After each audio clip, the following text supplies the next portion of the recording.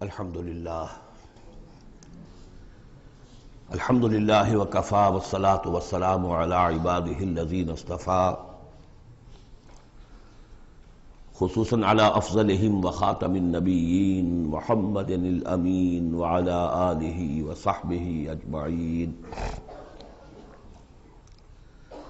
اما بعد فقد قال اللہ تبارک وتعالی کما ورد فی سورة الحدید اعوذ باللہ من الشیطان الرجیم بسم اللہ الرحمن الرحیم سبح للہ ما فی السماوات والارض وهو العزیز الحکیم لہ ملک السماوات والارض یحیی ویمیت وهو علی کل شیء قدیر هو الاول والآخر والظاہر والباطن وهو بكل شيء علیم صدق اللہ العظیم رب اشرح لي صدری ویسر لي امری واحلل عقدۃ من لسانی یفقہوا قولی اللہم ربنا الہمنا رشدنا واعذنا من شرور انفسنا اللہم ارنا الحق حقا وارزقنا اتباعہ وارنا الباطل باطلا وارزقنا اجتنابہ اللہم وفقنا لما تحب وترضى وتقبل منا فإنك خیر المتقبلین اللہم ارحمنا بالقرآن العظیم واجعلہ لنا اماما ونورا وہدا ورحمہ اللہم ذکرنا منہ ما نسینا وعلمنا منہ ما جہلنا وارزقنا تلاوته آناء اللیل واطراف النہار واجعلہ لنا حجتا یا رب العالمین آمین۔ سورہ حدید سے قرآن حکیم میں جو مکی اور مدنی صورتوں کے 7 گروپ ہیں ان میں سے چھٹے گروپ کی مدنی صورتوں کا آغاز ہو رہا ہے۔ یہ مقام اس اعتبار سے بہت اہم ہے کہ ایک تو یہ کہ پورے قرآن مجید میں تعداد کے اعتبار سے مدنی صورتوں کا یہ سب سے بڑا گلدستہ ہے۔ سورہ حدید سے شروع ہو کر جو 27ویں پارے کی آخری صورت ہے، پھر سورہ تحریم تک کہ جو 28ویں پارے کی آخری صورت ہے، یہ مسلسل صورتیں ہیں 10۔ اگرچہ حجم کے اعتبار سے یہ زیادہ نہیں ہے، 1.25 پارے سے بھی کم، لیکن صورتوں کی تعداد کے اعتبار سے یہ مدنی صورتوں کا سب سے بڑا گلدستہ ہے قرآن حکیم میں۔ اس لیے کہ ذہن میں تازہ کر لیجئے، پہلے سورہ بقرہ، آل عمران، سورہ نساء، سورہ مائدہ، اگرچہ 6.25 پارے لیکن صورتیں تو 4 ہی تھیں۔ پھر سورہ انفال، سورہ توبہ 2 صورتیں، پھر سورہ نور 1 صورت، پھر سورہ احزاب 1 صورت، پھر 3 صورتیں سورہ محمد صلی اللہ علیہ وسلم، سورہ فتح اور سورہ حجرات، یہ 10 صورتیں۔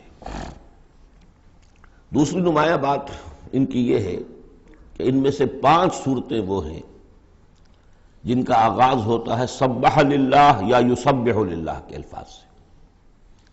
تسبیح کرتی ہے اللہ کی ہر شے جو آسمانوں میں ہے اور ہر شے جو زمین میں ہے، اور یہ تسبیح کا ذکر فعل ماضی میں بھی ہے، فعل مضارع میں بھی ہے، اور فعل مضارع عربی زبان میں حال اور مستقبل دونوں کو کور کرتا ہے۔ تو گویا کہ زمان و مکان کا پورا احاطہ ہو گیا کہ جو کچھ آسمانوں میں ہے اور جو کچھ زمین میں ہے وہ اللہ کی تسبیح بیان کر رہا ہے، ہمیشہ سے اب بھی کر رہا ہے اور ہمیشہ کرے گا۔ ان صورتوں کا ایک خصوصی پھر نام ہے، ان میں سے المسبحات، وہ صورتیں کہ جو تسبیح باری تعالیٰ کے ذکر سے شروع ہوتی ہیں۔ اس میں شامل کرتے ہیں بعض لوگ سورۃ الاعلیٰ کو بھی، سبح اسم ربک الاعلیٰ، لیکن وہاں وہ حکم کی صورت میں ہے۔ یہ مسبحات جو ہیں اس گروپ میں ان کی خصوصی شان ہے۔ تیسری بات جو کہ مضامین کے اعتبار سے ہے، بلکہ زمانہ نزول کے اعتبار سے پہلے سمجھ لیجئے۔ پہلی بات میں نے عرض کی کہ قرآن حکیم میں مدنی صورتوں کا تعداد سور کے لحاظ سے سب سے بڑا گلدستہ، ان میں سے 5 مسبحات۔ تیسری بات یہ کہ ان سب کا باستثناء واحد زمانہ نزول جو ہے وہ حضور صلی اللہ علیہ وسلم کا جو مدنی دور ہے سیرت مبارکہ کا، اس کا نصف آخر ہے، یعنی سن 5 کے بعد نازل ہوئی ہے، سوائے ایک صورت کے، تو آ جائے گی سامنے۔ باقی جو 9 صورتیں ہیں یہ سب کی سب بات کی ہے۔ اس سے جو متعلق بنتی ہے بات وہ یہ ہے کہ اس زمانے میں مسلمانوں میں جوش جہاد، ذوق شہادت، جذبہ انفاق، بحیثیت مجموعی اس میں کچھ کمی آ گئی تھی۔ یہ کمی میں پہلے بھی اشارہ کر چکا ہوں کہ معاذ اللہ اس اعتبار سے نہیں ہوئی کہ سابقون الاولون کے ذوق میں اور شوق میں اور جذبے میں کمی آ گئی، لیکن چونکہ تعداد بڑھی مسلمانوں کی اور اب اکثریت ان لوگوں کی تھی کہ جو ایمان لائے ہیں ہجرت کے بعد، ان کی اس طرح کی تربیت تو نہیں ہوئی جیسے کہ مکے والوں کی ہوئی تھی 12 برس تک۔ اس اعتبار سے اوسط جب نکالیں گے تو اوسط کے اعتبار سے یقیناً ادھر کچھ اب اضمحلال کے آثار تھے۔ یہ آیت سورہ انفال میں بھی آ چکی ہے، الآن فیکم ضعفا، اب تمہارے اندر کچھ کمزوری آ گئی ہے۔ پہلے تم ایک مومن 10 کافروں پر بھاری ہو سکتا تھا، اب ہم ایک کے مقابلے میں 2 پر فتح دیں گے۔ یہ بات سورہ انفال میں آ چکی ہے، لیکن یہاں خاص طور پر نوٹ کیجئے کہ ان تمام صورتوں کے پس منظر میں وہ اضمحلال ہے۔ نتیجہ یہ ہے کہ ان تمام صورتوں میں مسلمانوں کو جیسے کہ جھنجھوڑا جا رہا ہے، تمہیں کیا ہو گیا؟ سورہ صف میں آپ دیکھیں گے، یا ایھا الذین آمنوا لم تقولون ما لا تفعلون، کیا ہو گیا تمہیں؟ کیوں کہتے ہو جو کرتے نہیں ہو؟ اسی سورہ حدید میں آئے گا، وما لکم لا تؤمنون باللہ، تمہیں کیا ہو گیا؟ اللہ پر ایمان پختہ کیوں نہیں رکھتے؟ وما لکم الا تنفقوا فی سبیل اللہ، تمہیں کیا ہو گیا ہے؟ اللہ کے راہ میں خرچ کیوں نہیں کرتے؟ اسی طرح سورہ جمعہ میں وَإِذَا رَأَوْا تِجَارَةً أَوْ لَهْوًا انفضوا إِلَيْهَا وَتَرَكُوكَ قَائِمًا، تو گرفت کا پہلو ہے، پکڑ کا، اور جھنجوڑا جا رہا ہے۔ اس میں یقیناً روح سخن منافقین کی طرف بھی ہے، لیکن بحیثیت مجموع ان صورتوں میں جو اصل خطاب ہے وہ منافقین سے نہیں ہے۔ منافقین کے موضوع پر ایک مکمل صورت بھی ہے، اور سورہ حدید میں بھی اس مرض کا جو ہے اس کی پیتھولوجی پورے طور سے بیان کی گئی، یہ مرض پیدا کیسے ہوتا ہے۔ لیکن یہ ہے کہ عام طور پر جو روح سخن ہے وہ ضعفاء کی طرف ہے، کمزور مسلمان، منافق نہیں، یعنی جن کا ایمان اتنا قوی نہیں ہے کہ ہر چہ باد آباد۔ اور یہ میں آپ سے عرض کر چکا ہوں، یہ فرق تو شروع سے بھی تھا۔ السابقون الاولون من المہاجرین والانصار والذین اتبعوہم باحسان رضی اللہ عنہم ورضوا عنہ، اس درجے کے لوگوں میں بھی سب کے سب ایک جیسے تو نہیں تھے، وہ درجات تو بلند ترین ہے، رضی اللہ عنہم ورضوا عنہ، تو فرق تو تھا۔ اور اگر حفظ مراتب نہ کنی زندگی، تو ان درجات کا جب تک کہ آپ لحاظ نہ رکھیں اور نہ سمجھیں تو بات سمجھ میں نہیں آئے گی۔ اس پہلو سے یہاں اصل خطاب جو منافقین سے نہیں ہے، یعنی یہ سورہ نساء اور سورہ توبہ اس کا جو رنگ ہے اس میں اصل خطاب منافقین سے ہے، یہاں وہ بات نہیں ہے، ضعفاء، کمزور۔ اس اعتبار سے آج کے مسلمانوں کے لیے اہم ترین حصہ قرآن حکیم کا یہ 10 صورتیں ہیں۔ آج کا ایک مسلمان ان 10 صورتوں کو سمجھ لے تو گویا پورے قرآن کا خلاصہ اس کو مل جائے گا۔ ایک تو اس اعتبار سے بھی کہ جیسے میں نے عرض کیا نفاق کا مضمون آیا سورہ نساء میں، سورہ مائدہ میں، سورہ توبہ میں، اور بھی صورتوں میں آیا، سورہ قتال سے شروع ہو گیا۔ لیکن یہ کہ ایک چھوٹی سی صورت ہے 11 آیتوں کی اس مجموعے میں، سورۃ المنافقون، وہ خلاصہ ہے اس پوری بحث کا۔ ایمان کی بحث تو مکی صورتوں میں 2/3 قرآن مکی صورتوں پہ مشتمل ہے۔ اب اس میں التذکیر میں آلاء اللہ جو ہے وہ نکال دیجئے تو ساری بحث ایمان ہی کی تو ہے، توحید کی، آخرت کی، معاد کی، باس بعد الموت کی، رسالت کی۔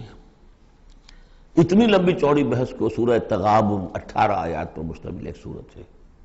واقعہ یہ ہے کہ خلاصہ نکال دیا گیا، اتر کشید کر کے رکھ دیا گیا۔ تو ایک تو اس اعتبار سے بھی کہ اگر ان صورتوں کو سمجھ لیا جائے تو پورے قرآن کا خلاصہ سمجھ لیجئے کہ ان میں موجود ہے، سوا پارہ ہے، سوا پارے سے بھی کم ہے۔ اور دوسرے اس اعتبار سے کہ آج جو ہم مسلمان ہیں تو ہم تو در حقیقت نسلی مسلمان ہیں کہ ہم چونکہ بائی ایکسیڈنٹ آف برتھ، ایک حادثہ ہے یہ، ہمارے لیے اس میں کوئی فیصلہ تو نہیں تھا کہ ہم مسلمان ماں باپ کے گھر پیدا ہوں گے، اس بات نن آف اوور چوائس، اللہ نے ہمیں پیدا کر دیا مسلمان ماں باپ کے گھر، تو ہم نے اللہ، رسول، آخرت، نماز، روزہ یہ بچپن ہی سے سیکھ لیا۔ لیکن وہ ایمان، قلبی یقین والا ایمان، وہ تو شاذ ہی کسی کو نصیب ہوتا ہے۔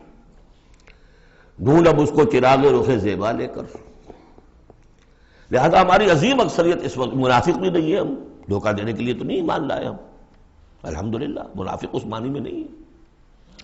تو ہماری عظیم اکثریت جو ہے وہ اس کیٹیگری میں فال کرتی ہے جو سورہ حجرات میں ہم پڑھ آئے ہیں، قالت الاعراب آمنا قل لم تؤمنوا ولكن قولوا اسلمنا ولما يدخل الايمان في قلوبكم، اور وہاں میں بتا چکا ہوں وہ منافقین کا تذکرہ نہیں ہے، اس لیے کہ آگے فرما دیا وَإِن تُطِيعُوا اللَّهَ وَرَسُولَهُ لَا يَلِتْكُم مِّنْ أَعْمَالِكُمْ شَيْئًا، حالانکہ بہت بڑے علماء بھی اس مغالطے میں مبتلا ہو گئے، منافقین کا تذکرہ وہ نہیں ہے، وہ مسلمان کے جو مسلمان ہیں بس ہیں مسلمان، چاہے اس وجہ سے ہے کہ پورا قبیلہ اسلام لا رہا تھا تو چلو بھائی اب چلو ہم بھی ایمان لے آئے، اور چاہے اس وجہ سے کہ ہم مسلمان ماں باپ کے گھر پیدا ہو گئے، کوئی ڈفرنس نہیں ہے، لیکن نیت میں بھی کوئی دھوکہ دینا نہیں ہے۔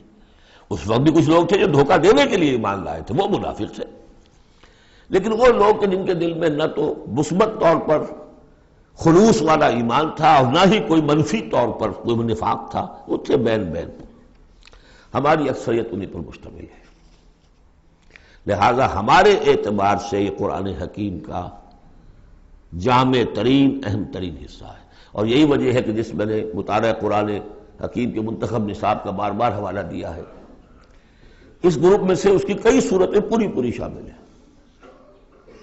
اس کا جو چھٹا حصہ ہے وہ صرف سورہ حدید پر مشتمل ہے جو ابھی ہم شروع کریں گے، باقی سورہ جمعہ، سورہ صف، سورہ منافقون، سورہ تغابن، پھر سورہ تحریم کا، یہ ساری چیزیں یہ ہماری یعنی تقریباً 5 غالباً صورتیں ان 10 میں سے ہمارے اس منتخب نصاب میں شامل ہیں۔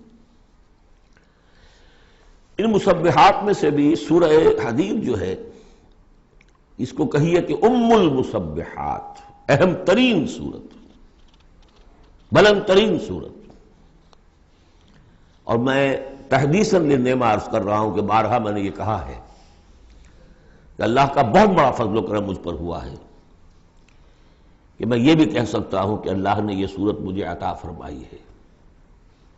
اس پر میرا غور و فکر، سوچ بچار 50s سے شروع ہو چکا تھا، آج سے 40 سال سے بھی پہلے، اور اللہ تعالیٰ نے مجھے انشراح دیا اس صورت کے بارے میں، اور اس کے حوالے سے اب اس کے دروس میرے 15 گھنٹے پر بھی ہیں، اس کے بھی کیسٹس ہیں، اس کے بھی ویڈیوز ہیں۔ ظاہر بات ہے کہ مجھے اس وقت 1 گھنٹے میں اس کو مکمل کرنا ہے، اس میں جو مباحث ہیں عظیم، ان میں سے تو ایک چاہتا ہے کہ عظیم لیکچر اس پر ہو۔ بہرحال آج جتنا کچھ بھی ہو سکے گا ہوگا، باقی اس سے اگر آپ میں شوق پیدا ہو جائے تو ایک تو یہ کہ 6 گھنٹے کے شاید ہے یا 5 گھنٹے کے کیسٹ بھی ہیں اس کے، اور یہ کہ 15 گھنٹے کے کیسٹ بھی ہیں اور ویڈیوز بھی ہیں غالباً اس کے۔ بہرحال چلیے بس اس لیے تمہید کافی، اس سے زیادہ وقت ہم صرف نہیں کر سکتے۔ سبح للہ ما فی السماوات والارض، تسبیح کرتی ہے اللہ کی ہر وہ شے جو آسمان میں ہے اور زمین میں ہے، وہو العزیز الحکیم، اور وہ زبردست ہے، کمال حکمت والا۔ آگے چل کر دیکھیے گا کہ اس میں پھر اضافہ ہوگا، سبح للہ ما فی السماوات وما فی الارض، اور ایمفیسس، پھر آئے گا یسبح للہ ما فی السماوات والارض، پھر آئے گا یسبح للہ ما فی السماوات وما فی الارض۔ تو یہ مضمون جو ہے ان صورتوں کا بہت اہم ہے۔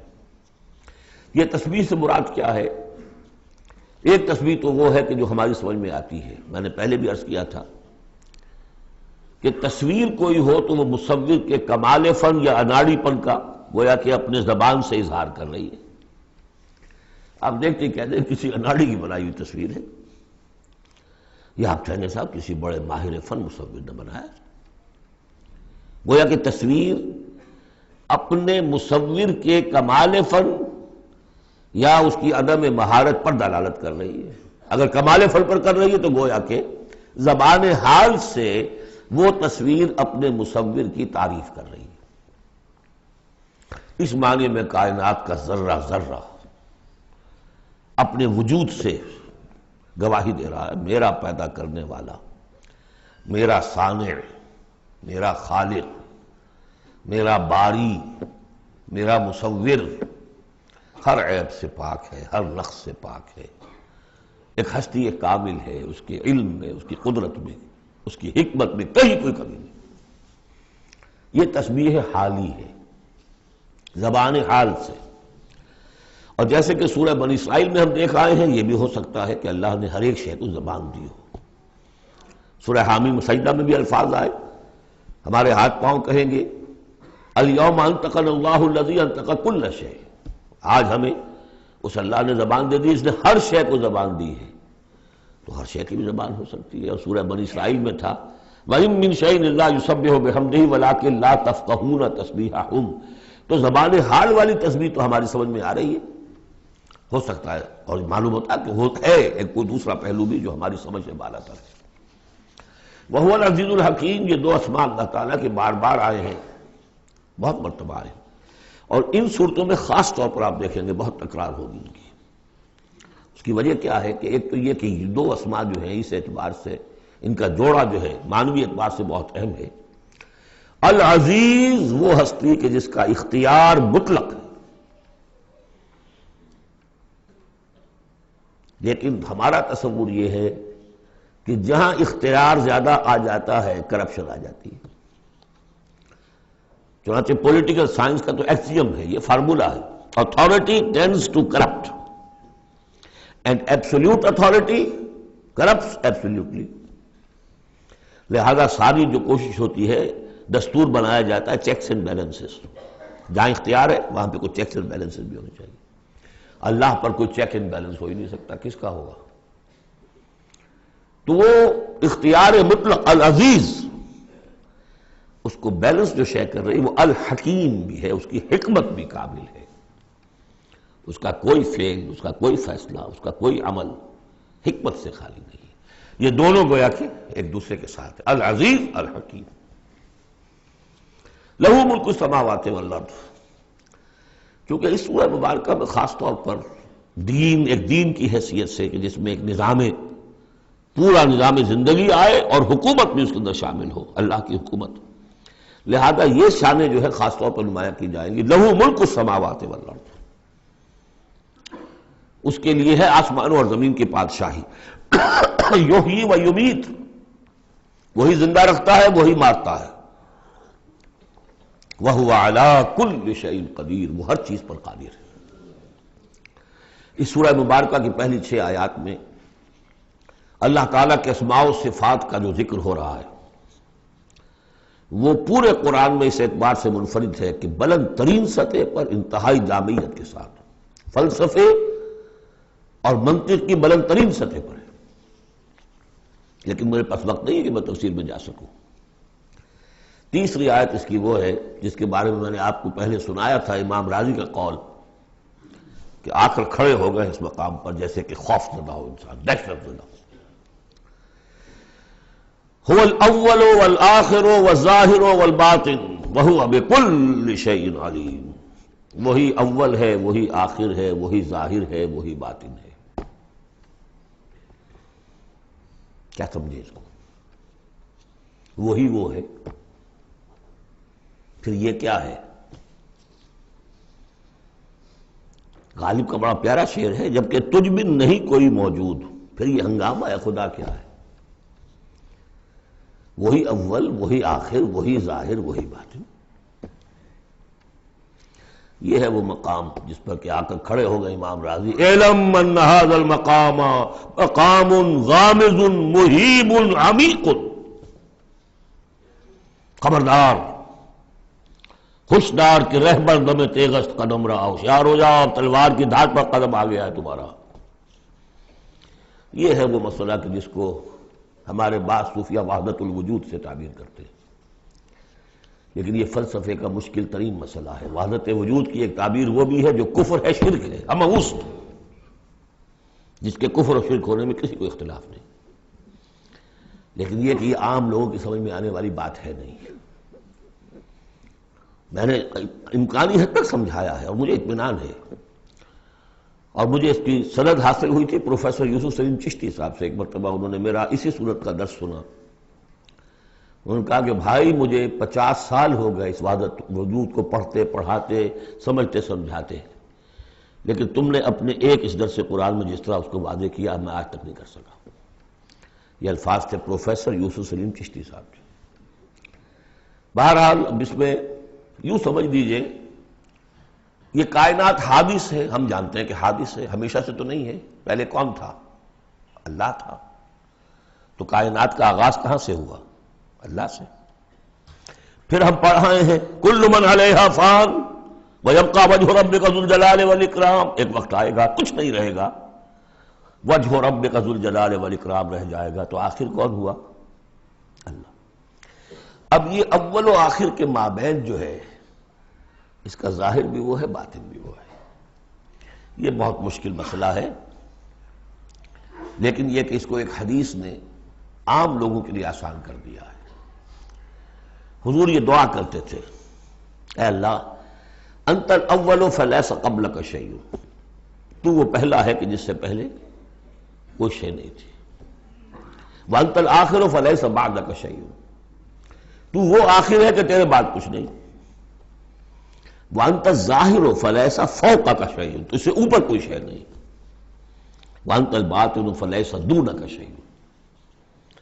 بہرحال اس کو اسی حد تک اس وقت رکھیے، جن کو زیادہ شوق ہو جائے وہ پھر میرے وہ تفصیلی کیسٹس کی طرف رجوع کریں۔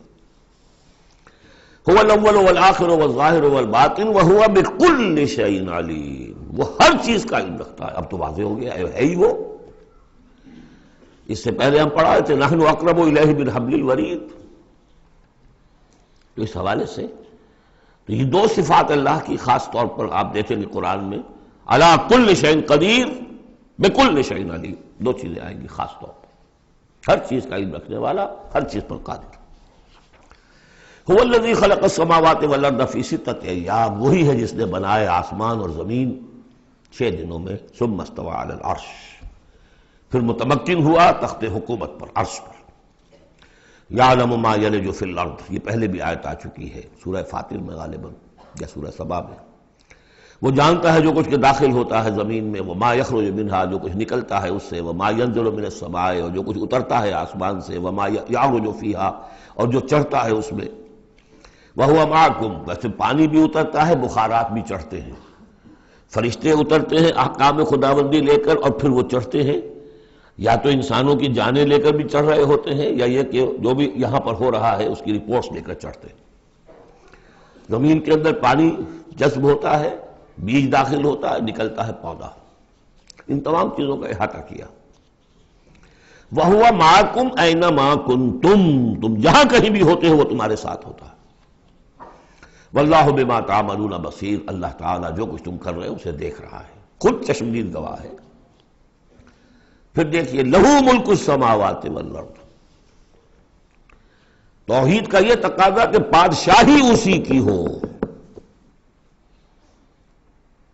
ایک عقیدے کی توحید ہے بس، کہ بادشاہی اسی کی ہو۔ لَهُ مُلْكُ السَّمَاوَاتِ، آسمان اور زمین کی بادشاہی اسی کی ہے۔ وَإِلَى اللَّهِ تُرْجَعُ الْأُمُورُ، اب تمام معاملات اسی کی طرف لوٹا دیے جائیں گے۔ یولج اللیل فی النہار ویولج النہار فی اللیل، وہ پرو لاتا ہے رات کو دن میں اور پرو لاتا ہے دن کو رات میں، یہ مضمون بھی کئی مرتبہ آ چکا ہے۔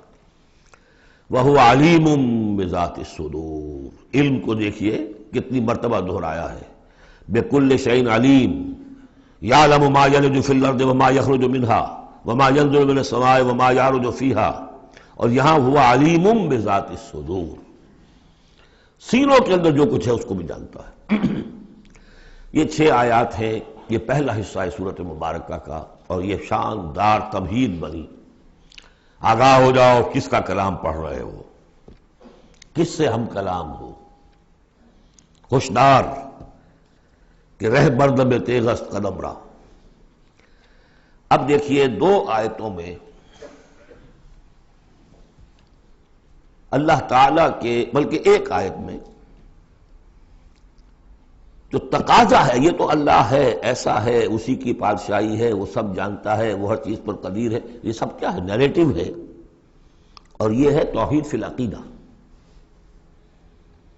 اس کا تقاضا کیا ہے؟ آمنوا باللہ ورسولہ وانفقوا مما جعلکم مستخلفین فیہ فالذین آمنوا منکم وانفقوا لہم اجر کبیر۔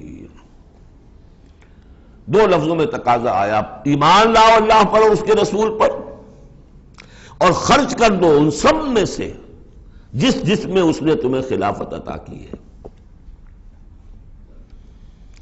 سب سے پہلی خلافت تمہیں عطا کی اس جسم میں، اسے اللہ کے لیے لگاؤ۔ ذہانت، فطانت، طلاقت لسانی جو دیا ہے، پیسہ دیا ہے، مال دیا، اولاد دی ہے، سب کو اللہ کی راہ میں لگاؤ۔ یہ نفق کا لفظ پیسے کے خرچ کے لیے بھی آتا ہے، جان کے خرچ کے لیے بھی آتا ہے۔ نفقت الدراہم، پیسے ختم ہو گئے، نفق الفرس، گھوڑا مر گیا، تو نفق کا لفظ دونوں کے لیے آتا ہے۔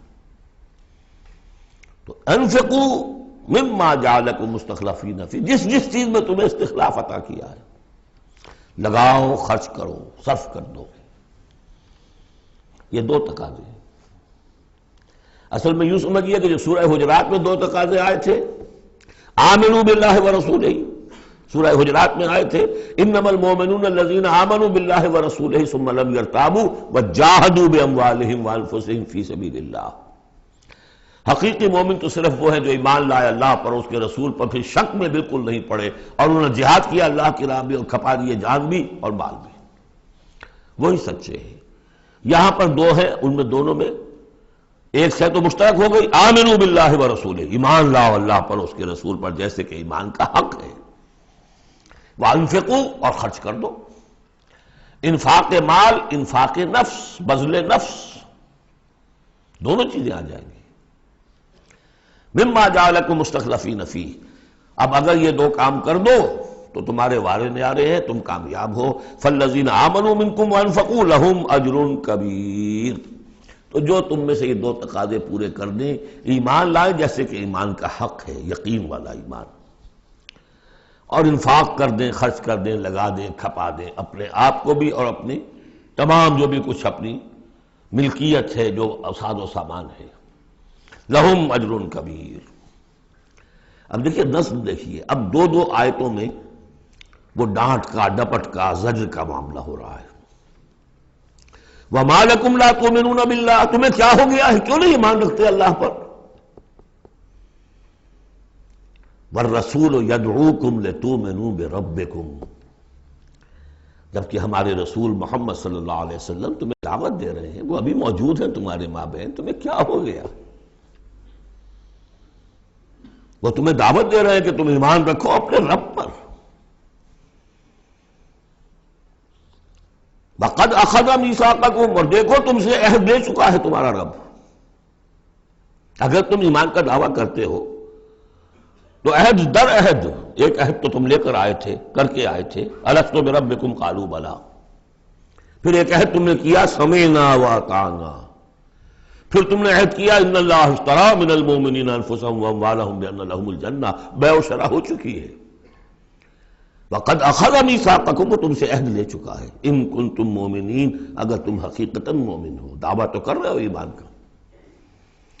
ساتھ ہی اب راستہ بتا دیا، اگر تم اپنی گریبان میں جھانکو اور محسوس کرو کہ وہ یقین والا ایمان تو نہیں ہے، اندر تو کچھ خلاصہ ہے، اللہ کرے کہ ہمیں اس کا احساس ہو جائے، اپنی گریبانوں میں جھانکیں۔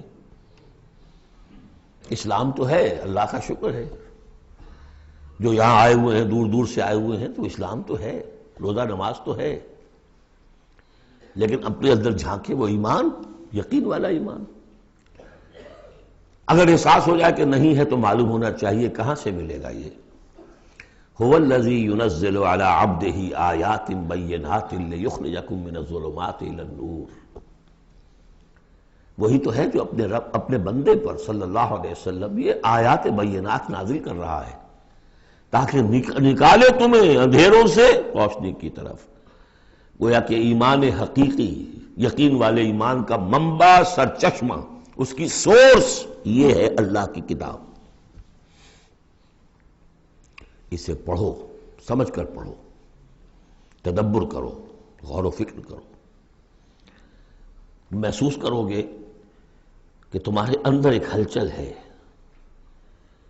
تمہاری فطرت کے تار، یہ قرآن چھیڑے گا انہیں۔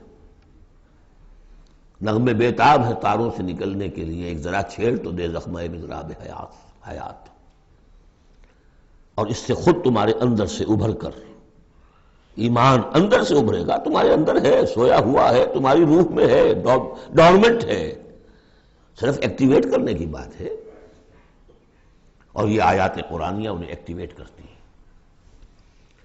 هو الذی ينزل على عبده آیات بینات لیخرجکم من الظلمات الى النور وان اللہ بکم لرؤوف رحیم، اور یقیناً اللہ تمہارے حق میں بہت رؤوف اور رحیم ہے۔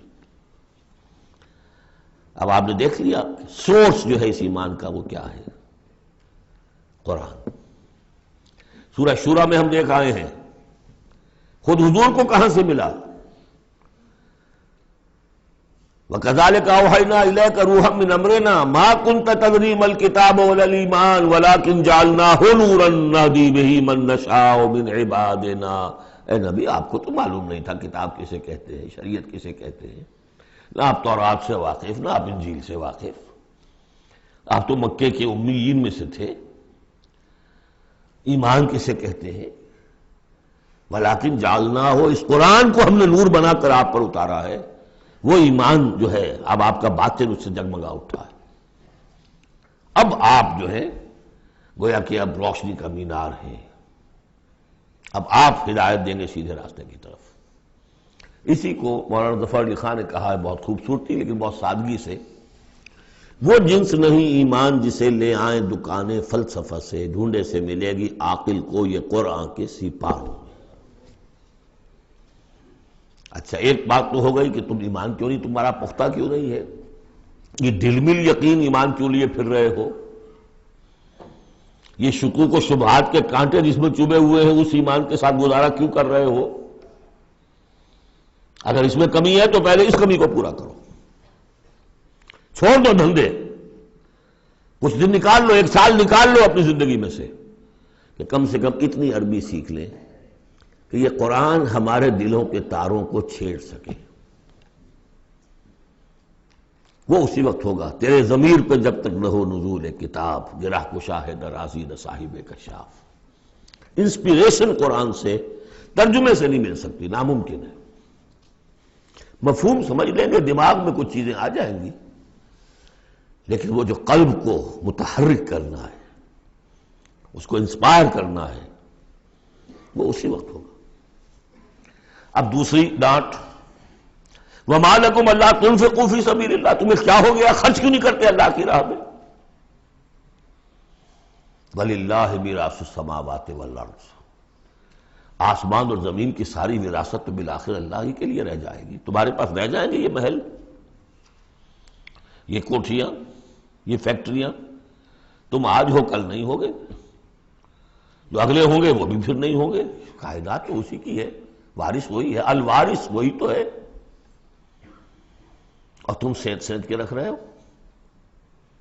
وَمَا لَكُمْ أَلَّا تُنْفِقُوا فِي سَبِيلِ اللَّهِ، اور انفاق میں نوٹ کر لیجیے، میں بتا چکا ہوں کہ انفاق کے اندر انفاق مال بھی ہے، انفاق نفس بھی ہے، بذل نفس، جان کھپانا، وہ واضح ہو جائے گا۔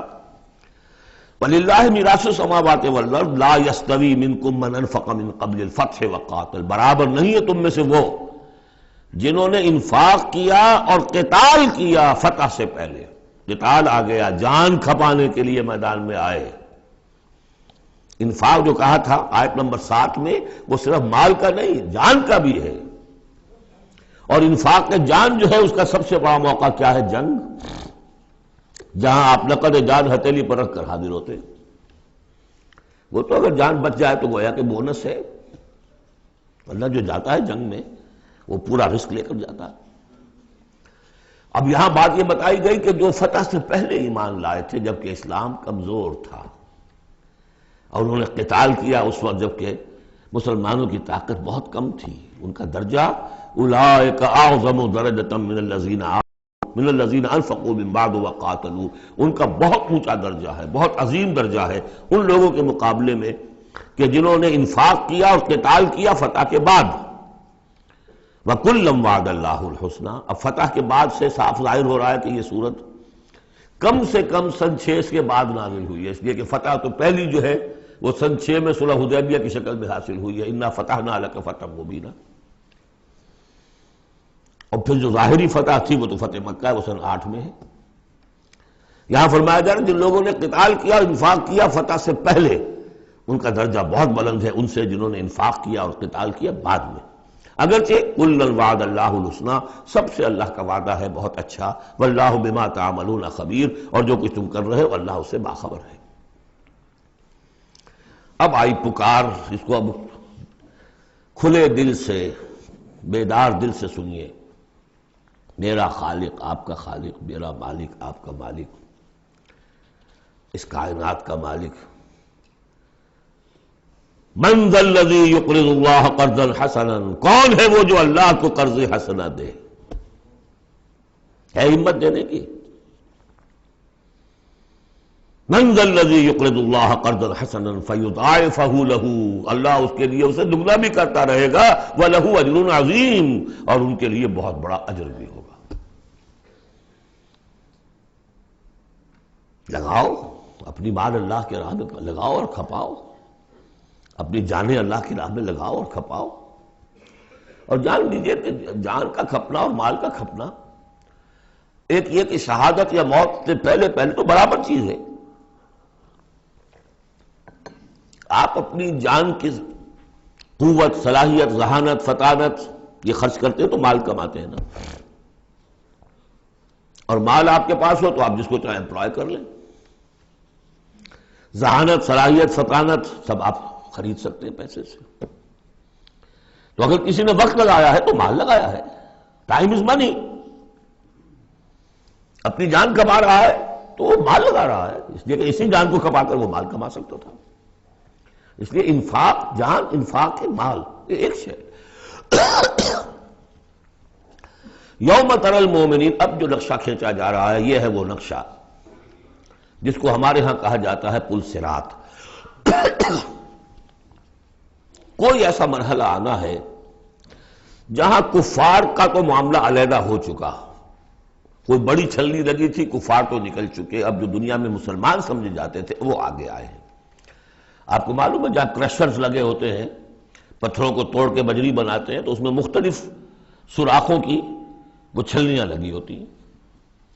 پہلے 1 انچ سے زیادہ کا پتھر جو ہے وہ علیحدہ ہو جائے گا، پھر آدھے انچ والا علیحدہ ہو جائے گا، پھر چوتھائی انچ والا علیحدہ ہو جائے گا، وغیرہ وغیرہ. تو وہاں پر بھی کوئی مستقل کوئی چھلنیاں، ایک چھلنی لگ چکی، کافر تو گئے، اب رہ گئے مسلمان. ان میں ذرا چھانٹی کرنی ہے کہ ان میں صاحب ایمان کون ہے اور منافق کون ہے. اس کے لیے پل صراط کوئی جگہ ہے جہاں سے گزرنا ہوگا. گھپ اندھیرا ہوگا اور اس کے نیچے ہوگی جہنم. گھپ اندھیرا. اور جن کے پاس ایمان تھا دنیا میں انہیں روشنی مل جائے گی، یہاں ان کے قلب سے روشنی نکل رہی ہوگی. اعمال صالحہ کیے تھے داہنے ہاتھ سے تو یہاں پہ ان کا نور ہوگا، وہ اپنی اس روشنی میں راستہ پار کر کے جنت میں پہنچ جائے گی. اور جن کے پاس یہ روشنی نہیں تھی، چاہے وہ مسلمانوں میں شریک تھے، چاہے مسلمانوں کے قائد ہوں، بہت بڑے قائد ہوں، لیکن اگر وہ نور ایمان سے محروم تھے اور اعمال صالحہ کی کوئی پونجی نہیں تھی، انہیں روشنی نہیں ملے گی. وہ ٹھوکریں کھاتے ہوئے گریں گے اور جہنم میں جائیں گے. یہ ہے نقشہ. یہ نقشہ یہاں پر تفصیل سے کھینچا گیا ہے. پھر دوبارہ آخری جو سورت ہے سورہ تحریم، اس میں پھر اس کا تذکرہ آئے گا. یوم تری المؤمنین والمؤمنات یسعی نورہم بین ایدیہم وبایمانہم، جس دن کہ تم دیکھو گے مومن مردوں اور مومن عورتوں کو کہ ان کا نور دوڑتا ہوا ہوگا ان کے سامنے اور داہنی طرف، سامنے نور ایمان اور داہنی طرف نور اعمال صالحہ۔ بشراکم اليوم جنات تجری من تحتها الانہار خالدین فیہا، ان سے کہا جائے گا آج تمہارے لیے بشارت ہے ان جنتوں کی جن کے نیچے نہریں بہہ رہی ہیں اور تم رہو گے اس میں ہمیشہ ہمیشہ، ذالک هو الفوز العظیم، یقیناً یہی بہت بڑی کامیابی ہے۔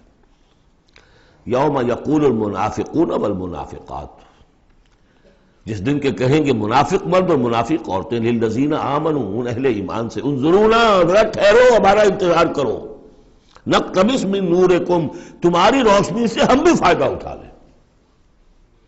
ہمارے پاس تو کوئی نور ہے نہیں۔ دیکھیے انتہائی دھوپ اندھیرا ہو، کہیں جنگل میں سے گزرنا ہو اور پگڈنڈی ہو، اس پر آپ چل رہے ہو، جس کے پاس ٹارچ ہے وہ تو گویا کہ بادشاہ ہے اس وقت، اور وہ تیز تیز قدم اٹھا رہا ہے، پیچھے والا کہتے کہ بھائی ٹھہرو بھیا، تمہارے پاس تو ٹارچ ہے، ہمیں بھی ساتھ لے کے چلو، وہی نقشہ ہے۔ انظرونا، ہمیں مہلت دو، انتظار کرو ہمارا، ذرا ٹھہرو، کہاں بڑھے چلے جا رہے ہو؟ اقتبس من نورکم، یہی وہ لفظ اقتباس، قبس کہتے ہیں چنگاری کو، کسی چولہے میں سے چنگاری لا کر اپنے چولہے میں آگ جلا دینا، ہم تمہارے اس نور سے فائدہ اٹھا لیں۔ قیل ارجعوا وراءکم فالتمسوا نورا، کہا جائے گا لوٹ جاؤ پیچھے کی طرف اور تلاش کرو نور۔ یہ نور یہاں نہیں ملا، دنیا سے کما کر لایا گیا ہے۔ یہاں قیلہ کہا گیا، قالو نہیں کہا گیا۔ اہل ایمان کی شرافت اور مروت سے یہ بعید ہے کہ وہ یہ جواب دے، کوئی کہنے والا ہوگا اللہ کا فرشتہ، قیلہ کہا جائے گا، قیل ارجعوا وراءکم، لوٹ جاؤ پیچھے کی طرف، فالتمسوا نورا، اگر ہو سکتا جاؤ دوبارہ دنیا کے اندر، وہاں جا کر ایمان اور عمل صالح کی کمائی کر کے لاؤ تو یہ نور ہوگا۔ فَضُرِبَ بَيْنَهُمْ بِسُورٍ لَهُ بَابٌ، اور اتنے عرصے میں ان کے درمیان ایک فصیل حائل کر دی جائے گی جس میں ایک دروازہ ہوگا، باطنُهُ فِيهِ الرَّحْمَةُ، اس فصیل کے اندر کی طرف رحمت ہوگی، وَظَاهِرُهُ مِنْ قِبَلِهِ الْعَذَابُ، اور اس کے باہر کی طرف عذاب الہی کا نزول شروع ہو جائے گا۔ یہ چھلنی ہے جو اہل ایمان اور منافقین کے درمیان لگائی جائے گی۔ اب اس اعتبار سے اگلی دو آیتیں جو ہیں قرآن مجید کا اہم ترین مقام ہے کہ یہ پیتھولوجی کیسے ڈیولپ ہوتی ہے، نفاق کیسے آتا ہے۔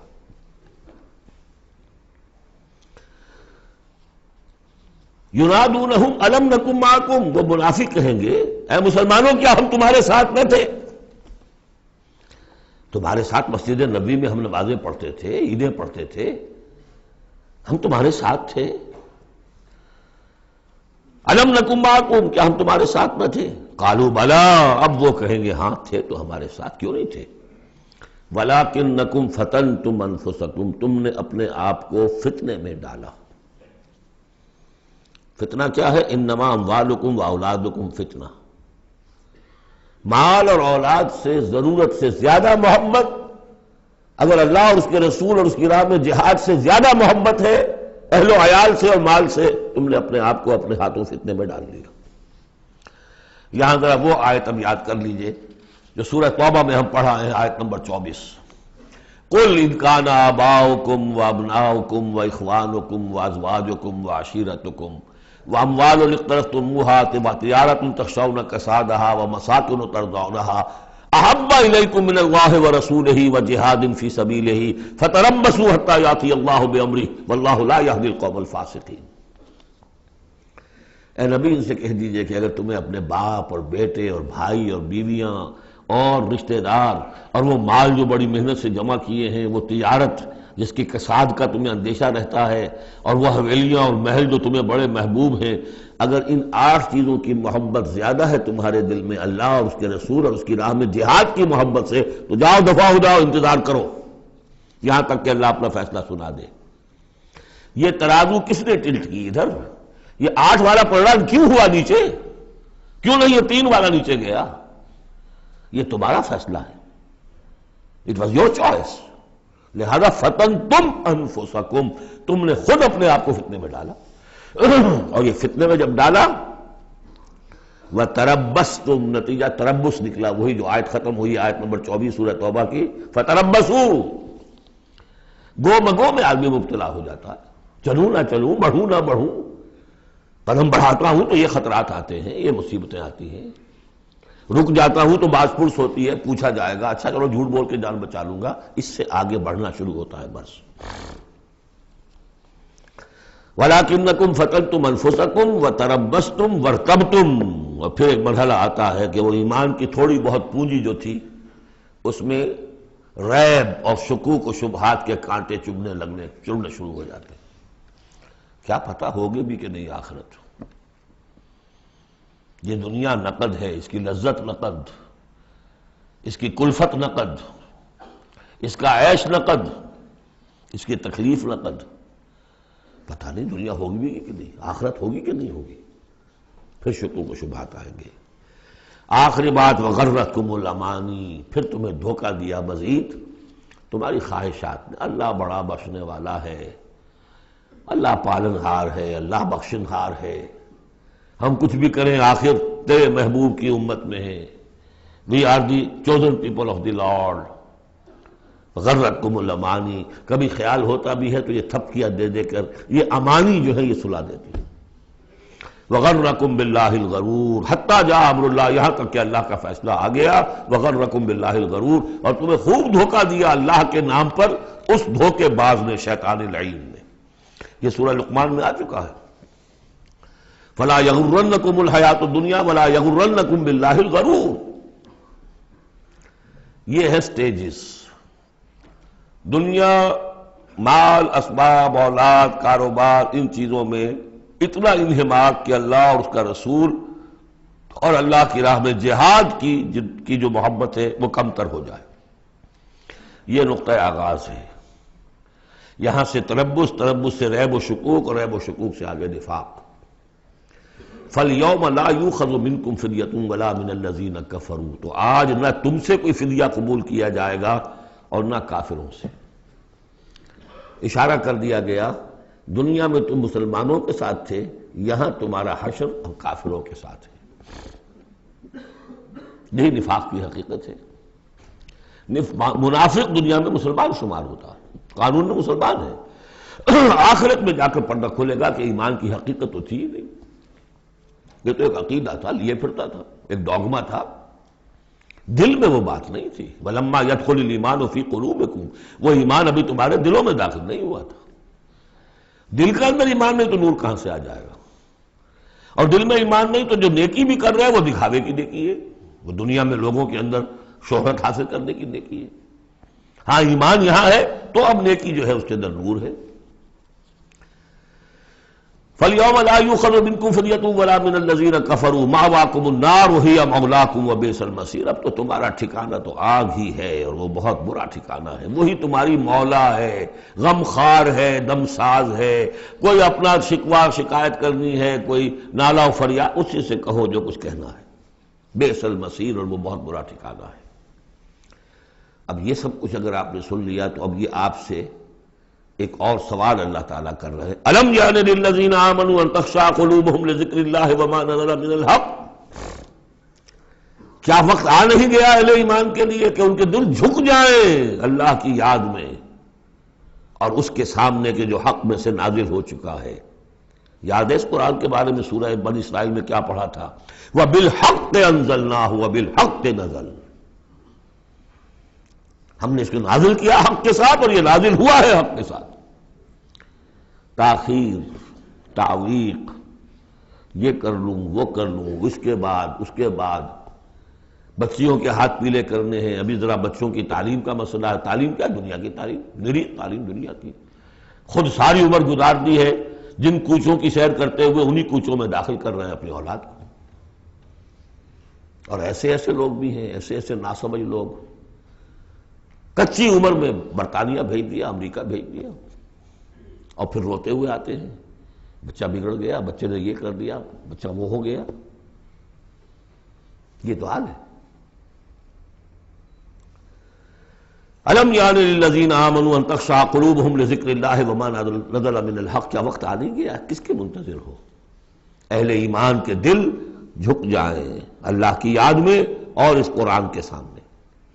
وَلَا يَكُونُوا كَالَّذِينَ أُوتُوا الْكِتَابَ مِن قَبْلُ، نہ ہو جائیں ان لوگوں کے مانند جنہیں کتاب دی گئی تھی پہلے.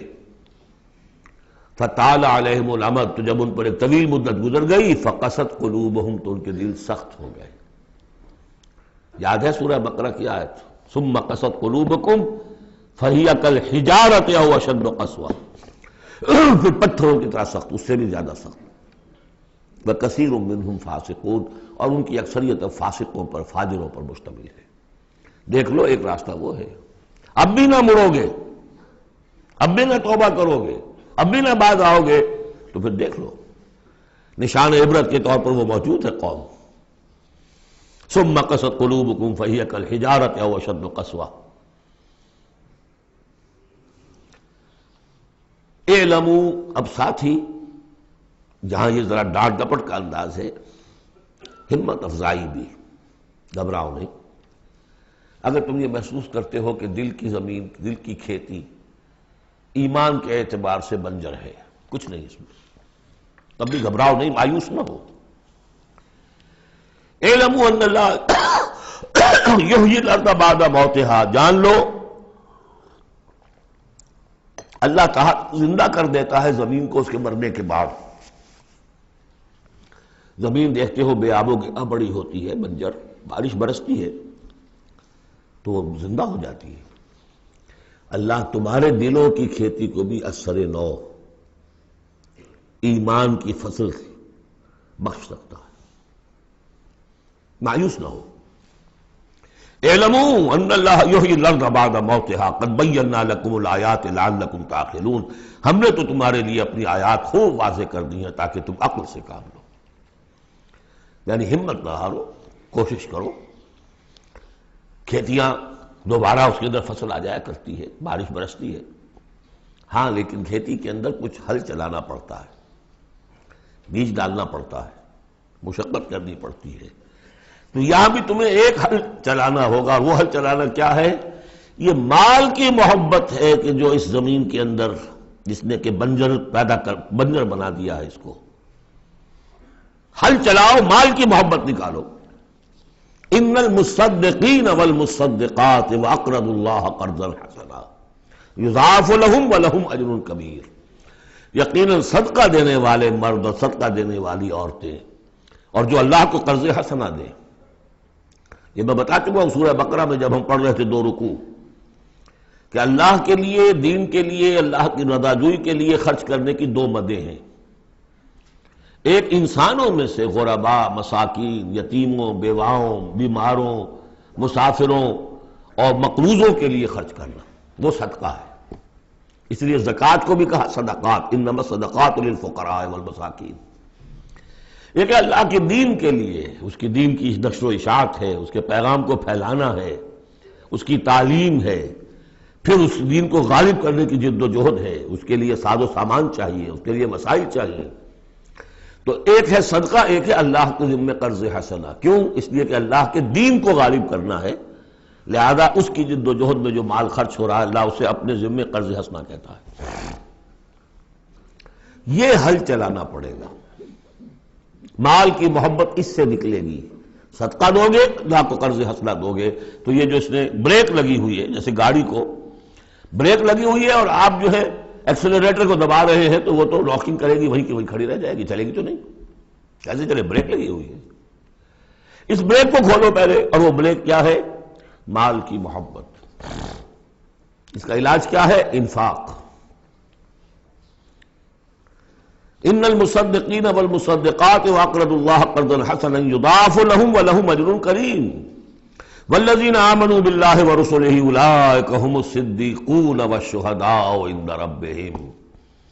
اب آخری مرتبہ یہ صدیقیت اور شہادت کا بھی مضمون ہمارے ہاں پھر آ گیا. اگر یہ بریک کھل گیا، اب گاڑی کو چلاؤ، گاڑی چلے گی. لیکن اب مختلف طبائع کی مناسبت سے اگر تو تمہارا مزاج صدیقین والا ہے، صدیقیت کے مرتبے کو پہنچ جاؤ گے. اگر مزاج شہادت والا ہے، شہداء کے مقام کو حاصل کر لو گے.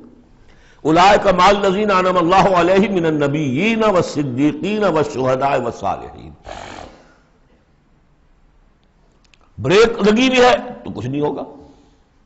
مال کی بریک کھولو، گاڑی چلاؤ، جو یہ کر لیں گے والذین آمنوا باللہ ورسولہ، اب ایمان اور اللہ پر اور اس کے رسول پر ایمان کا اب یہ ایکسیلریٹر دباؤ گے تو نتیجہ کیا نکلے گا؟ اولئک ھم الصدیقون والشہداء عند ربہم، انہی میں سے صدیق ہوں گے، انہی میں سے شہداء ہوں گے ان کے رب کے پاس.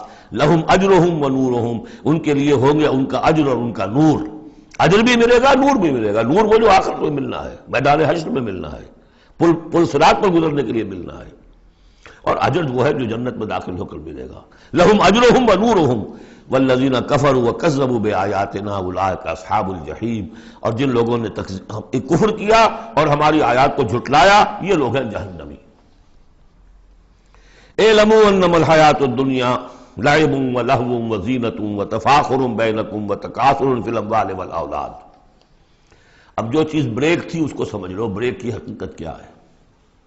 دنیا کی محبت. جان لو کہ یہ دنیا کی محبت کیا ہے اس کے سوا کہ کچھ عرصہ کھیل کود میں گزرتا ہے. لعب، بچپن میں اور کسی چیز سے کوئی دلچسپی نہیں ہوتی. باپ کا کاروبار ٹھیک چل رہا ہے کہ نہیں چل رہا ہے، بچے کو اس سے کیا غرض، انہیں تو اپنا کھیل کود کرنا ہے. لہو، ذرا سا ٹین ایج آئی تو اب کھیل معصوم کھیل نہیں رہتا، اس میں کچھ سینشول گریٹیفیکیشن شروع ہو جاتی ہے. لہو. اور اسی وقت جو ہے زینت، بناؤ سنگھار بہت ہوتا ہے. بہت اس ایج میں مردوں کو بھی خیال ہوتا ہے ٹھیک ٹھاک لباس ہو، پورا جو ہے ہمارے فیشن کے مطابق ہو. Very sensitive. اس کے بعد ذرا عمر بڑھتی ہے، تفاخر بینکم، اب فخر، نسل پر فخر، مال پر فخر، دولت پر فخر. اور فخر میں بڑھ جانا، جیسا کہ ہمارے ہاں پٹھانوں میں خاص طور پر ہے کہ اب وہاں جو دوسرا سردار ہے وہاں پر وہ نئی کار لے آیا ہے، اب یہ کیسے رہ جائے گا؟ اسے بھی لانا چاہے اپنی زمین بیچے، کچھ کرے، اس سے اگلے ماڈل کی کار لا کے کھڑے نہیں کرے گا تو پھر جینا بیکار ہو گیا. تفاخر بینکم. لیکن جب ذرا زندگی ذرا اور ڈھلی، تکاثر فی الاموال والاولاد، کثرت سے مال اور اولاد. اس کے بعد یہ ہے، ایک سٹیج پر تو یہ ہوتا ہے کہ مونچھ نیچی نہ ہو چاہے سب کو چلا جائے، اور اگلی سٹیج پر یہ ہوتا ہے کہ مونچھ نیچی کیا، شیو بھی ہو جائے تو کوئی بات نہیں، مال آنا چاہیے. یہ عجیب آیت ہے. انسانی زندگی کے یہ نفسیاتی مراحل ہیں. بہت کم لوگوں نے سمجھا اس آیت کو.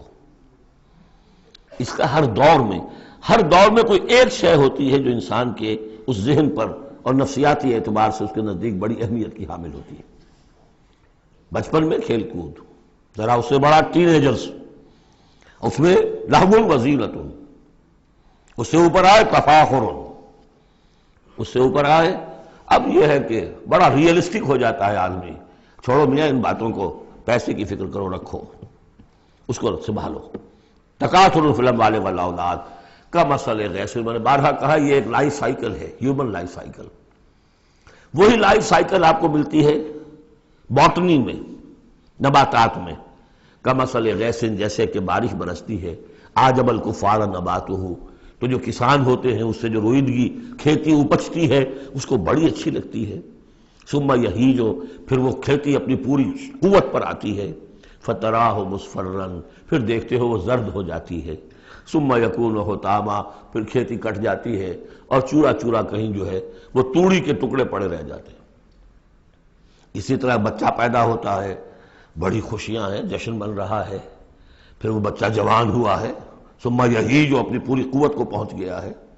فتراہ مصفرا، پھر بالوں میں بھی سفیدی آ گئی، پھر چہرے پر جھریاں آ رہی ہیں. ثم یکون حطاما، پھر مرے اور گڑھے میں دفن ہوئے اور مٹی میں مل کر مٹی ہو گئے. لیکن ایک زندگی آخرت کی ہے جس کے لیے کوئی اس طرح کا علم نہیں ہے. وَفِي الْآخِرَةِ عَذَابٌ شَدِيدٌ وَمَغْفِرَةٌ مِّنَ اللَّهِ وَرِضْوَانٌ، اور آخرت میں ہے بہت بڑی سزا اور مغفرت اللہ تعالیٰ کی طرف سے اور یا رضوان ہے. وَإِنَّهَا لَجَنَّةٌ أَبَدًا أَوْ لَنَارٌ أَبَدًا، وَمَا الْحَيَاةُ الدُّنْيَا إِلَّا مَتَاعُ الْغُرُورِ، اور جان لو کہ دنیا کی یہ زندگی تو سوائے دھوکے کے ساز و سامان کی اور کچھ نہیں ہے۔ یہ تمہیں اپنے اندر گم کیے رکھتی ہے، بھلائے رکھتی ہے، نہ اللہ یاد نہ آخرت یاد، اسی میں مگن، اسی میں گم۔ کافر کی یہ پہچان کہ آفاق میں گم ہے، اور مومن کی یہ پہچان کہ گم اس میں ہے آفاق۔ بارک اللہ لی ولکم فی القرآن العظیم ونفعنی وإیاکم بالآیات والذکر الحکیم۔